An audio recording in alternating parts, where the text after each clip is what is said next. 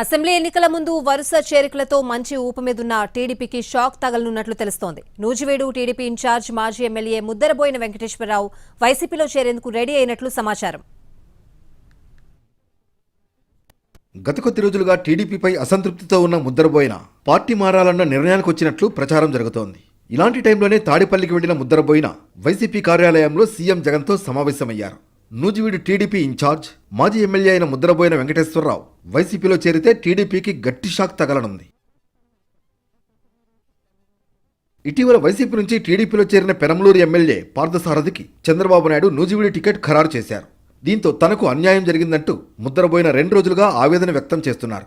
Party కోసం ఇంతకాలం పనిచేసిన తనను కాదని వైసీపీ నుంచి వచ్చిన వ్యక్తికి నూజివీడు టికెట్ ఖరారు చేయడంతో ముద్దరబోయిన వెంకటేశ్వరరావు పార్టీ మారేందుకు డిసైడ్ అయినట్లు తెలుస్తోంది. అటు మైలవరం వైసీపీలో కీలక పరిణామాలు చోటు చేసుకుంటున్నాయి. మైలవరం వైసీపీ ఇన్ఛార్జ్ సర్నాల తిరుపతిరావు యాదవ్కు సీఎంఓ నుంచి పిలుపు వెళ్లింది. నూజివీడు టీడీపీ ఇన్ఛార్జ్ మాజీ ఎమ్మెల్యే ముద్దరబోయిన వెంకటేశ్వరరావు సోమవారం సీఎంఓకు వెళ్లడం, మంగళవారం సర్నాల తిరుపతిరావు యాదవ్కు సీఎంఓ నుంచి పిలుపు రావడంతో స్థానికంగా చర్చనీయాంశమైంది. ప్రస్తుత ఇన్ఛార్జ్ తిరుపతిరావుతో పాటు ముద్దరబోయిన వెంకటేశ్వరరావు ఇద్దరూ ఒకే సామాజిక వర్గానికి చెందినవారు.